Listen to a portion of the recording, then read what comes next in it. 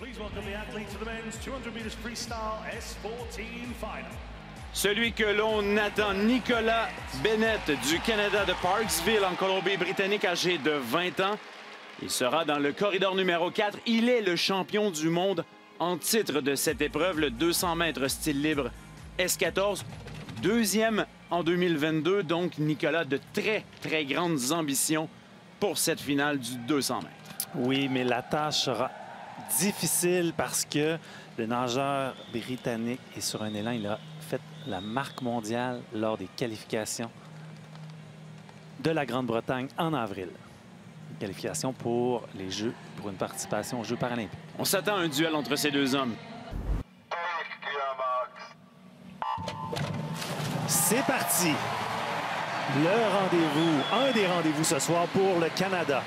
Bennett doit s'accrocher au nageur britannique. William Ellard connaît une saison 2024 exceptionnelle. Et rapidement, le Britannique, avec le bonnet rouge, va prendre une petite avance sur Nicolas Bennett. Ellard, il a égalé le record du monde un peu plus tôt cette année. Et ils sont au coude à coude. Attention également à Jack Ireland. Il ne faut pas négliger non plus les autres rivaux. L'Australien est pratiquement au coude à coude avec Ellard et Bennett en ce moment. On vous le rappelle, ce sont 200 mètres, donc 4 longueurs de piscine. Ellard se détache légèrement, mais on gère bien l'effort pour le moment pour Nicolas Bennett. Et c'est à ce moment-ci, à 80 mètres sur 200, qu'on commence à accélérer, qu'on s'assure de ne pas réduire la vitesse et de garder la technique. Et là, Bennett ne regardera pas du côté du Britannique puisqu'il respire à sa gauche, mais il reste accroché. Il reste accroché et c'est important d'être à l'endroit où il est présentement, à 150 mètres. Il doit accélérer à l'approche du virage. Il est en train de distancer l'Australien Ireland qui s'était accroché à Nicolas Bennett. On a vraiment un duel entre William Ellard et Nicolas Bennett. Ellard est dans le corridor numéro 5, Bennett, le Canadien, dans le corridor numéro 4. C'est une lutte à finir dans cette dernière longueur de piscine et le rythme va accélérer. L'enjeu, le titre paralympique du 200 mètres style libre. Et attention, William Ellard, le Britannique, va essayer de battre sa propre marque mondiale. Et attention à Nicolas Bennett, parce que l'Australien Jack Ireland revient. Bennett va se battre pour une place sur le podium devant William Ellard, le Britannique, non seulement champion paralympique, nouveau record du monde. Et Nicolas Bennett, médaillé d'argent, 200 mètres style libre, catégorie S14. Mission accomplie quand même pour Nicolas Bennett. Il a été battu par tout simplement plus fort que lui aujourd'hui. Oh, tout à fait. Vraiment une belle course. Il a tenté le tout pour le tout. Il a été accroché à Bennett jusqu'à 150 mètres. Malheureusement, Bennett était trop fort. Après une 6e position à Tokyo, il monte maintenant sur la 2e marche à Paris. C'est sa première médaille paralympique au cours de sa carrière, Nicolas Bennett. Et Ellard, vraiment, lorsqu'il a accéléré dans la dernière ligne droite, c'était clair qu'il était le plus fort. Ah oui, il était le plus fort. Et nous avons eu chaud. L'Australien revenait. Et Bennett regardait à sa gauche. Il ne le voyait pas.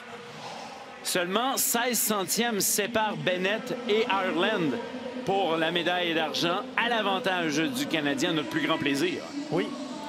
Et Bennett, lors du dernier 50 mètres, est allé puiser parce que son style s'est dégradé. C'est-à-dire que la cadence, oui, était élevée, mais l'attraction avait réduit, l'attraction sous l'eau au niveau du coup de bras, et le battement de jambes était difficile. Il était à bloc. L'année dernière, à Manchester, au championnat du monde, Bennett avait eu le dessus sur Ellard. Les choses ont changé depuis. Oui. Ellard est non seulement champion paralympique, il a amélioré sa marque mondiale, qu'il avait égalée cette année par un peu plus d'1 seconde. C'est énorme, la performance de William Ellard, le Britannique. Et Nicolas Bennett qui va conclure donc avec cette épreuve, avec la médaille d'argent à son cou. Les 3 médaillés du 200 mètres style libre S14 chez les hommes font leur entrée avec le Britanno-Colombien Nicolas Bennett devant médaillé d'argent de cette épreuve. Représentant le Canada. Silver medalist, representing Canada, Nicolas Bennett. Nicolas Bennett, originaire de Parksville, en Colombie-Britannique, âgé de 20 ans. Il participe à ses deuxièmes Jeux paralympiques et il reçoit sa toute première médaille paralympique de sa carrière, une médaille d'argent aux 200 mètres style libre S14.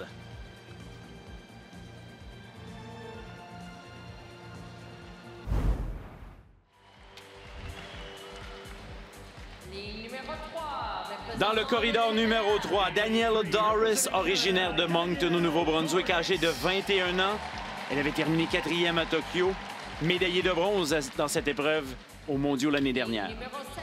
Sa coéquipière, dans le corridor numéro 5, Tess Ratliff de Caledon, en Ontario. Elle est née en Nouvelle-Zélande, mais représente le Canada. Elle est la championne du monde en titre dans cette épreuve. Take your marks. Excellent départ de Ratliff dans le couloir numéro 5. Les Canadiennes sont très bien placées. Une dans le couloir numéro 3 qu'on voit. Et Danielle Doris également, qui a fait tout un travail sur l'eau. Si l'on se fie à ce que l'on a vu ce matin lors des qualifications, Danielle Doris excelle dans les 2 premières longueurs. Wegman, l'Américaine également, Tess Ratliff, peut accuser un peu de retard, mais ce ne sera pas perdu. Elle excelle, elle, dans les 3e et 4e portions. C'est exact. Elle excelle à la brasse. Donc, présentement, le scénario de ce matin se reproduit. Donc, Ratliff, 4e ou 3e à 50 mètres. Elle devrait revenir de l'arrière. Ratliff doit limiter l'écart entre elle et Doris et Wegman. Doris fait tout un travail en étant côte à côte avec l'Américaine. L'Américaine, dans le corridor numéro 4, mène légèrement la néo-brunswickoise que vous voyez tout juste en haut dans le corridor numéro 3. Tess Ratliff se situe en 4e position. Léger retard sur l'Américaine Gaffney. Mais Ratliff, elle est capable de combler cet écart dans les 2 dernières longueurs de brasse et de crawl. Doris fait exactement le mandat qu'elle a, c'est-à-dire être le plus proche possible de l'Américaine après 100 mètres. Wegman, Gaffney, Doris dans l'ordre. Ratliff a touché le mur à mi-course en 5e position. La remontée va s'amorcer pour l'Ontarienne dans le corridor numéro 5. Beaucoup de travail pour Ratliff. Elle est capable de le faire. Danielle Doris doit maintenir sa position maintenant pour espérer être sur le podium. Attendons voir Gaffney dans le corridor numéro 2. Dans le corridor numéro 4, Wegman, l'Américaine domine. Regardez Ratliff, elle remonte en ce moment, l'Américaine Gaffney. Tess Ratliff fait exactement comme tu l'avais souligné, Philippe. Elle excelle dans la brasse et va même remonter Danielle Doris avant de toucher au mur pour le dernier virage. Est-ce que Tess Ratliff peut même aller chercher l'Américaine Wegman pour aller chercher la médaille d'or paralympique? Elle l'a en ligne de mire. Elle est capable. Elle connaît sa routine, son plan de match. Voyons voir maintenant les 50 derniers mètres. Dernière longueur. Wegman, l'Américaine, est devant. Ratliff, l'Ontarienne, tout juste à côté en 2e position, et Danielle Doris. Dernière portion, c'est le sprint. Le podium paralympique va se jouer. Les 2 Canadiennes en excellente position. Wegman est parti, l'Américaine, vers la médaille d'or. Ce que Tess Ratliff, le défi est énorme pour aller chercher la médaille d'or, mais Ratliff, elle est rapide. Elle sera, dans le pire des scénarios, médaillée d'argent. Ratliff, elle veut la médaille d'or, mais Wegman résiste. L'Américaine, Mallory Wegman, se dirige vers la médaille d'or. Tess Ratliff sera médaillée d'argent. Wegman, championne paralympique.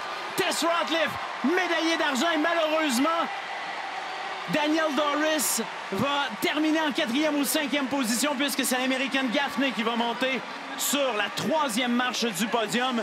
C'est donc une médaille d'argent pour Tess Ratliff, la Canadienne, derrière Mallory Wegman, l'Américaine, qui a établi un record paralympique dans cette épreuve.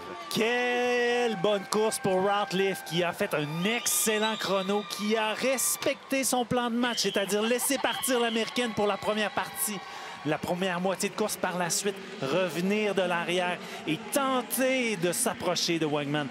Mission accomplie pour la Canadienne.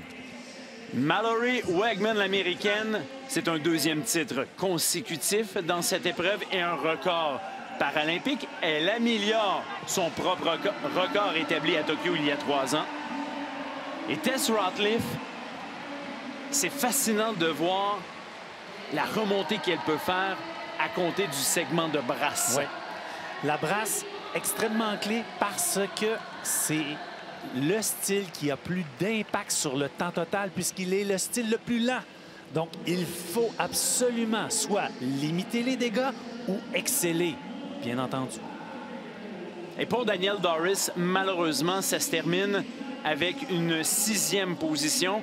Elle qui était dans le coup jusqu'au dernier virage. C'est vraiment la dernière longueur, la dernière portion qui aura été cruelle pour Danielle Doris, qui pourtant était montée sur le podium des championnats du monde l'année dernière, avait même terminé 4e de cette épreuve à Tokyo il y a 3 ans. Ce n'est pas nécessairement sa spécialité. On l'attend surtout dans les épreuves de papillon et de dos.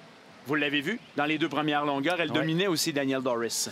Oui, Danielle Doris, probablement que sa stratégie a été d'être emportée par Wedgman en essayant de limiter les dégâts dans la 2e partie de course. Toutefois, probablement qu'elle est allée un petit peu trop élevée au niveau de l'intensité et s'est retrouvée à court puisque son temps lors de la finale est 2 secondes de plus lent que lors de la qualification ce matin. Cérémonie de vainqueur de 200 mètres 4 nages. La Canadienne Tess Ratliff marche vers le podium pour aller chercher sa médaille d'argent aux 200 mètres 4 nages individuels catégorie SM7. Et quelle belle histoire que celle de Ratliff. 8 ans après cette même couleur de médaille aux Jeux de Rio, elle va remonter sur le podium. Elle, il y a 3 ans à Tokyo, avait dû déclarer forfait. Pourquoi? Imaginez-vous 2 mois avant les Jeux de Tokyo, victime d'un accident à l'entraînement alors qu'une barre de 80 livres lui fracasse la colonne. Opération nécessaire, doit déclarer forfait et de garder la motivation et de revenir au plus haut niveau. C'est ce qui impressionne du côté de Tess Ratliff. On peut décompter 2913 jours entre sa médaille à Rio et celle-ci de la même couleur, de couleur argent, celle qui a étudié à Montréal, à Concordia, qui s'entraîne à l'Université Laval à Québec, a réussi son pari. Médaille d'argent représentant le Canada. Silver medalist, representing Canada, Tess Ratliff. Tess Ratliff, la Canadienne de 25 ans qui récolte sa 2e médaille paralympique de sa carrière, 8 ans après la même médaille dans la même épreuve aux Jeux de Rio.